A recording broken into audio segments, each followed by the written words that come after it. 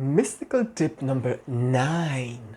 You are light, my friend, and you are here because there's a greater plan at play, and all that you do is for the highest benefit of all. All that you do is light. You're here to explore and experience yourself, and every way that you choose to experience and explore yourself is always going to lead you towards light in the end.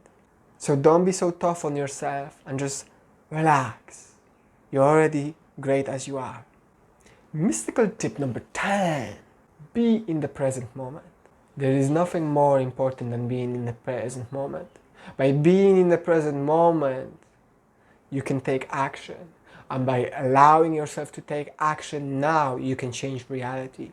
But if you're too busy focused upon what could be or what was, you're not allowing yourself to act, and therefore you're making yourself stuck in the place that you are in right now.